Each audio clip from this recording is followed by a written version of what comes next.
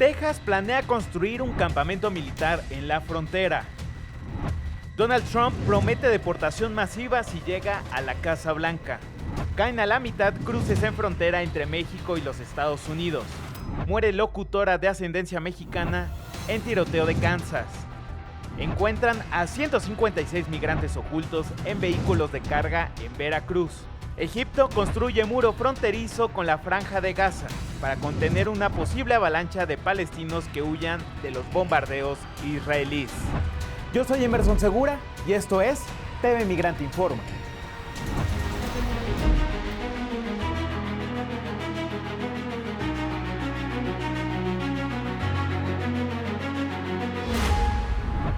La inmigración se ha convertido en uno de los grandes temas de la campaña electoral de cara a las elecciones presidenciales del próximo noviembre en los Estados Unidos. Esto ante el aumento de las llegadas de inmigrantes de manera irregular.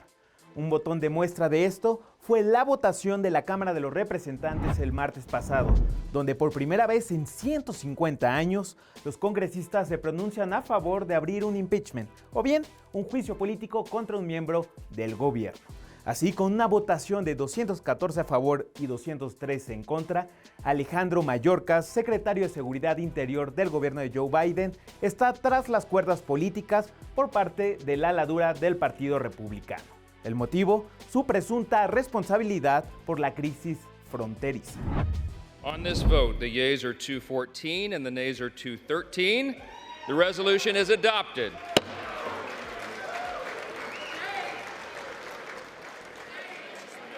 Pursuant to Section 2A of House Resolution 996, House Resolution 995 is hereby adopted.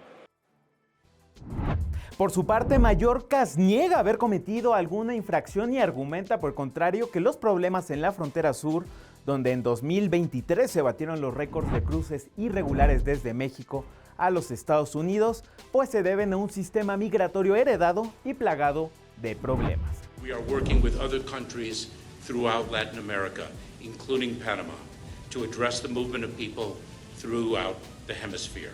We continue to develop lawful pathways, deliver consequences for those who do not use them, address root causes, and attack the ruthless smuggling organizations that prey. Ahora es turno del Senado para analizar este caso. Los cargos serán analizados por 100 integrantes del Senado el próximo 26 de febrero. Actualmente el Partido Demócrata cuenta con una mayoría, lo cual pues haría difícil que prospere este juicio político. Pero esto no para aquí. El expresidente Donald Trump, y quien camina hacia la candidatura republicana, ha insistido en que de llegar a la Casa Blanca movilizaría agentes de ICE, junto con el FBI, la DEA, la Guardia Nacional e incluso agentes estatales para llevar a cabo deportaciones masivas de inmigrantes indocumentados. Así lo reveló la agencia Axios, según fuentes cercanas al equipo del exmandatario. And he can shut it down. All he has to do is say, close the border, we got to get our country straightened out. And he doesn't. He wants to have some phony legislation passed, which actually makes it worse. But with your vote, we're going to save our economy and we're going to bring our country back from hell. Por su parte, el presidente López Obrador criticó este proceso de juicio político en contra de Alejandro Mayorkas en la Cámara de Representantes. Vamos a ver lo que dijo el mandatario. Hay que entender que estamos en campaña o en temporada de campaña en Estados Unidos, en México, y entonces se exageran las cosas. Ayer, de manera injusta, pero por cuestiones politiqueras, se está queriendo desaforar, enjuiciar a Mallorca. Lo desaforaron o sí, aprobaron el juicio político en la Cámara de Representantes, pero falta todavía el Senado. Pero eso es propaganda, porque pues él no tiene la culpa. Y para profundizar sobre este tema, me da mucho gusto enlazarme con el doctor Adolfo Laborde, académico del CIDE. Bienvenido, doctor, a TE Migrante Informa. ¿Qué tal? Muchas gracias por la invitación. Estoy a sus órdenes. Doctor, pues me gustaría iniciar esta conversación preguntándole cómo entender el juicio político Alejandro Mayorkas en clave binacional, es decir, cuando la migración aparece como eje de la disputa electoral en los Estados Unidos. Sí, efectivamente, a todas luces esto es una situación de capitalización política. Sabemos muy bien que México es parte de la política interna en Estados Unidos. Hay una infinidad de temas que se desprenden del fenómeno migratorio, pues la saturación de la frontera norte de México, el cruce de muchos compatriotas, la cobertura mediática que se le ha dado en las diferentes cadenas. Si tú haces una revisión de las cadenas de los Estados Unidos, prácticamente todas cubren el tema, unas de una manera más objetiva, otras no, y ahí desemboca pues muchos juicios de valor, se desinforma, pero lo cierto es que las imágenes hablan por sí mismas y el sufrimiento de la gente, las detenciones, pues ha hecho que pues dentro de la estrategia política de los republicanos se esté fraguando esta destitución, este juicio político. Como tú lo dices, empate casi técnico, un voto, 2 votos, la diferencia, pasa al Senado donde los demócratas tienen mayoría. Pero el objetivo es contaminar el debate público, empoderar a los que tienen una posición nativista, negativa contra el fenómeno migratorio, y de alguna manera pues les va a acarrear cierto tipo de simpatías por la gente que naturalmente ve a la migración. Y doctor, por ejemplo, veíamos que la migración es una suerte de piñata electoral, ¿no? Ahora no solo por un sector del Partido Republicano o bien el trumpismo, sino también ahora por el Partido Demócrata o incluso el gobierno de Joe Biden, ¿no? ¿No es así? Sí, es una letra de cambio, lo has dicho muy bien. Los demócratas están retomando una postura que va en contra de la tradición de algunos de ellos, hay otros muy críticos, pero se están alineando al debate público. El debate público es ese.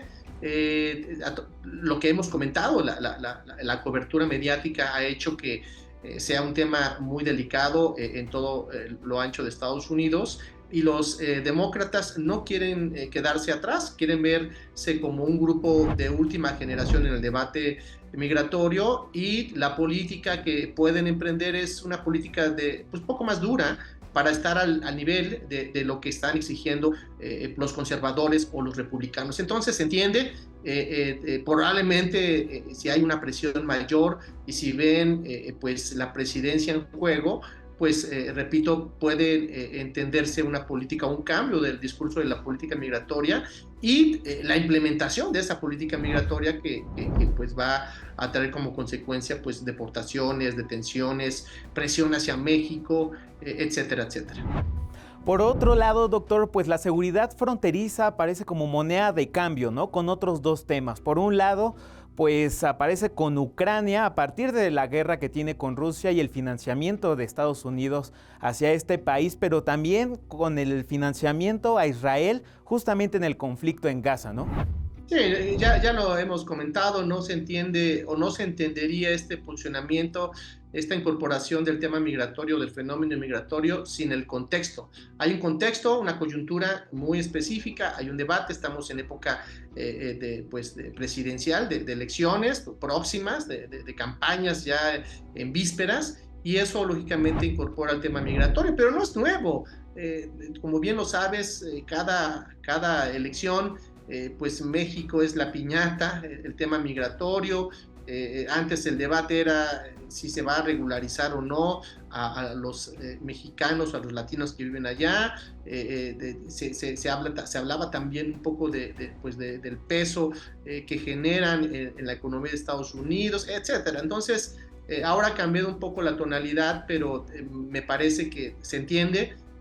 Tendremos que estar muy pendientes porque esto, repito, ya en la implementación de los discursos, puede afectar a muchas personas o puede retrasar los procesos que tienen estas personas cuando hacen su aplicación para la regularización o bien para lo que la política migratoria actual de Estados Unidos puede llamar asilo o un beneficio específico para las minorías.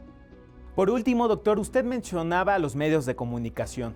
¿Qué papel van a tener en las elecciones en Estados Unidos este año, sobre todo en cuanto a su comportamiento a la migración? Por un lado, aparecen como amarillistas o bien sensacionalistas, ¿no es así, doctor? Pues va a ser un tema cotidiano porque la migración para algunas personas es invisible porque no se ve, pero cuando se empieza a ver, eso genera pues simpatías o adversiones. Dependiendo el perfil político, ideológico, la tradición familiar, etcétera, etcétera. Entonces, lógicamente, tú sabes que los medios de comunicación, desde una perspectiva de rentabilidad, pues quieren llevarse pues, las 8 columnas, quieren llevarse la noticia que genera más visitas en las páginas, que tiene más rating. Entonces, la migración lo genera. Y los casos, pues desafortunadamente, desgarrantes, trágicos, que hay muchísimos en el fenómeno migratorio, pues son parte de esa promoción, esa propaganda o ese amarillismo que está ahí. No estoy negando lo que existe, ya lo dije, son casos desgarrantes, son parte del fenómeno migratorio, de las víctimas del fenómeno migratorio, pero mucha gente, entre ellos los medios que ya conocemos, los potencializan y hacen que se conviertan tendencias o que se conviertan virales. Muchas gracias por estar aquí en TV Migrante Informa, doctor. Con mucho gusto, gracias. Y vamos con más información. El Servicio de Inmigración y Control de Aduanas de los Estados Unidos se encuentra evaluando un plan que contemplaría la liberación de miles de inmigrantes retenidos por haber ingresado al país sin papeles debido a que no cuenta con el presupuesto para atender a miles de ellos. Esto luego del fracaso que obtuvo un proyecto bipartidista que contemplaba, entre otros objetivos, pues reforzar la seguridad en la frontera y expulsar a inmigrantes si la cifra por día rebasaba los 5,000 en promedio a lo largo de una semana. La ley propuesta contemplaba liquidar el déficit de ICE estimado en $700 millones.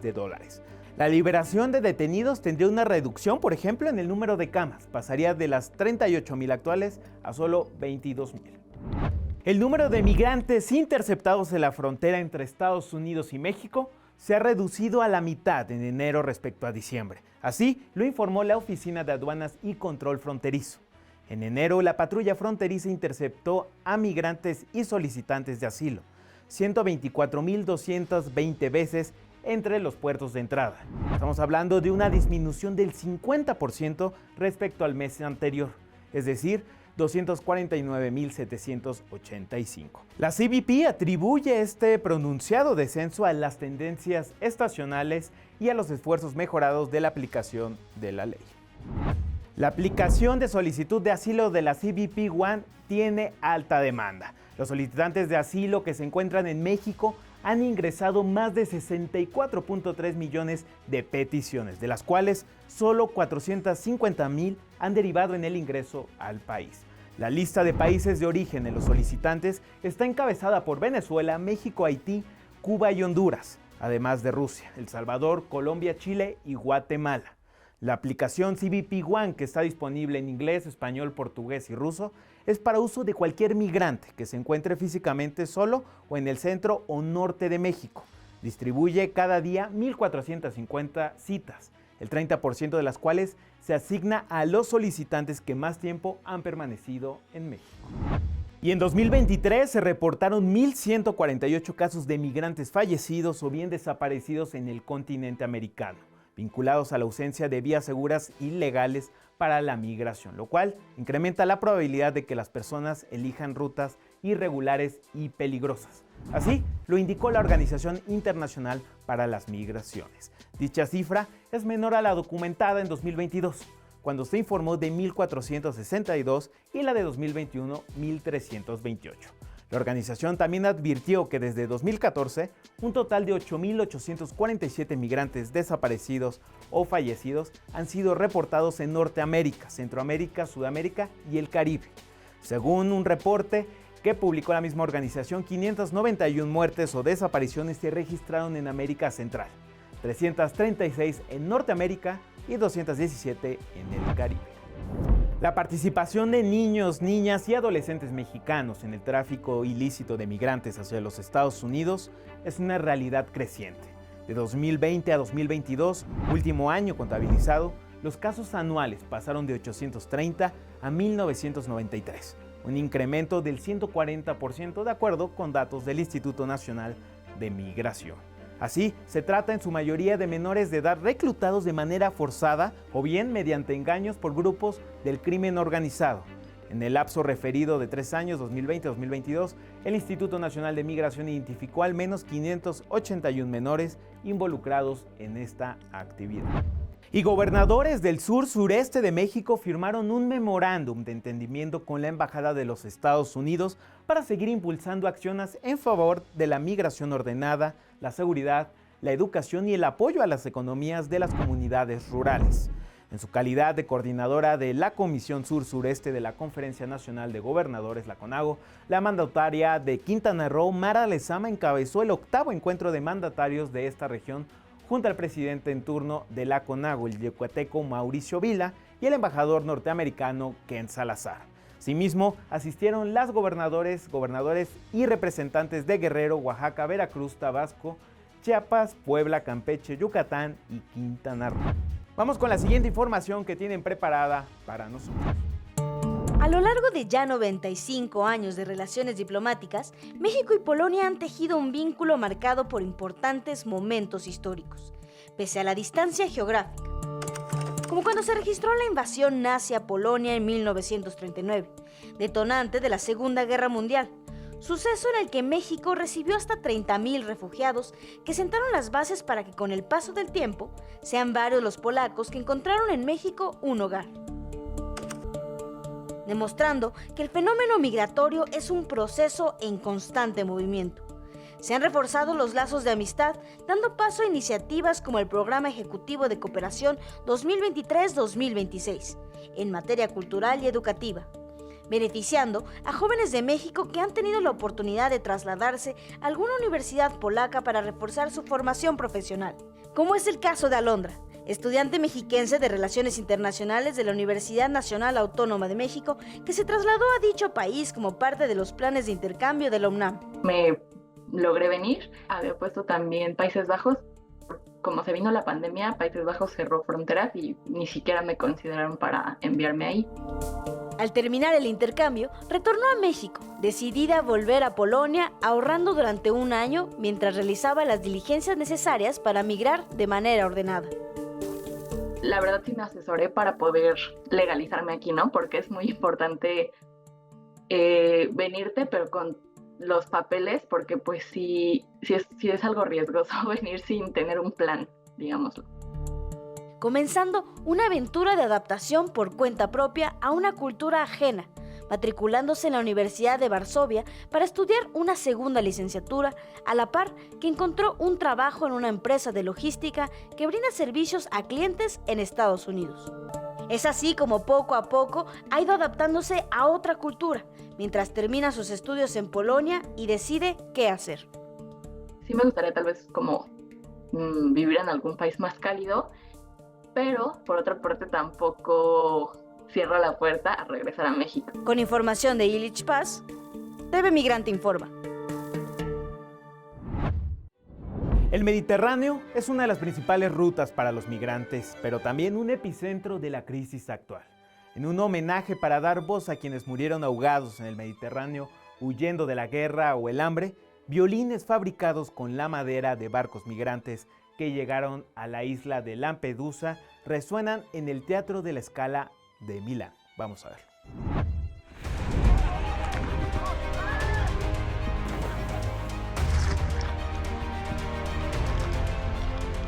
No es la sal del océano lo que hace especial a la Orquesta del Mar, sino el eco de un violín hecho con los restos de barcos destinados al tráfico de migrantes con destino a la isla de Lampedusa, en Italia.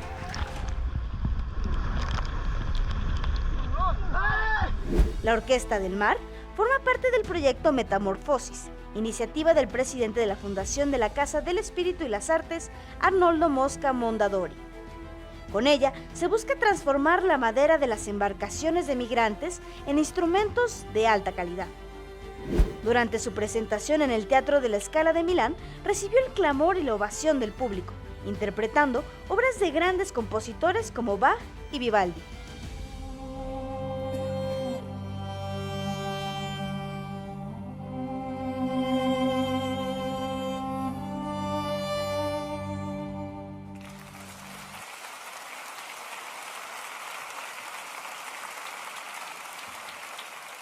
Prisioneros, aprendices de laudero, se han encargado de darles vida a los instrumentos. Todo desde la prisión de la ópera, una cárcel de máxima seguridad cercana a la ciudad de Milán, oficio que los ha llevado a reencontrar el sentido de sus vidas.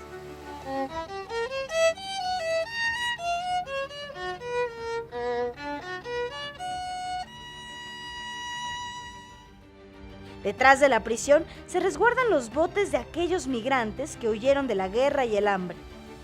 Durante 2023 se registraron 2.498 muertes y desaparecidos en las aguas del Mediterráneo, las cuales son consideradas como la ruta migratoria más mortífera del mundo. Talentos como Sting, bajista y voz de la histórica banda The Police, se han sumado a visibilizar el abandono de los gobiernos hacia los migrantes indocumentados, tocando los instrumentos hechos por los prisioneros artesanos. Los sueños de estos migrantes ausentes encallaron a las puertas de Europa, pero su viaje aún trasciende fronteras. Su travesía jamás será olvidada, pues la migración es una historia que todavía no conoce final. TV Migrante informa.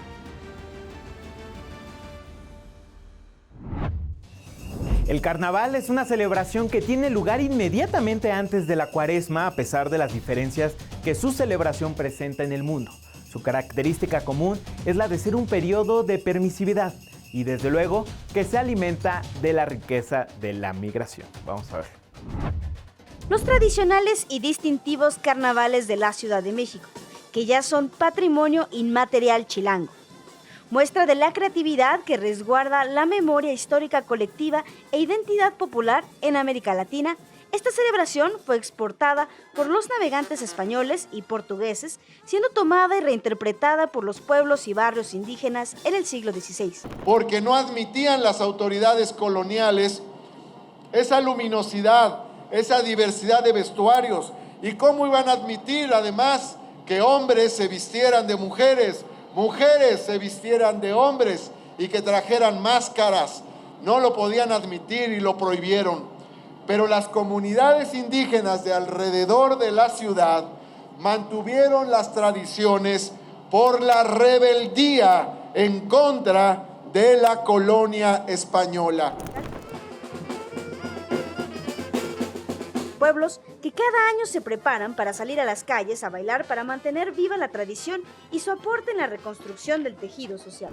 Estoy muy contenta por todos mis compañeros carnavaleros, porque no es necesariamente que uno porte algún disfraz o un traje, sino simplemente ver la alegría y todo esto que conlleva un carnaval. En el caso de la Ciudad de México, son 63 las comparsas que mantienen viva esta tradición llena de color, música, danzas y alegría. Lo mismo con huehuenches, chichinas, charros, chinelos, catrines, paragüeros o chinas poblanas. De esta forma, los carnavales se fueron incorporando y mezclando con las festividades indígenas, pero siempre su característica común es la de ser un periodo de permisividad y cierto descontrol. Con información de Illich Paz, TV Migrante informa. Muchas gracias por estar en este programa de TV Migrante Informa. Yo soy Emerson Segura y no se pierda todo nuestro contenido en MX Plus y desde luego en Canal 14. Hasta la próxima.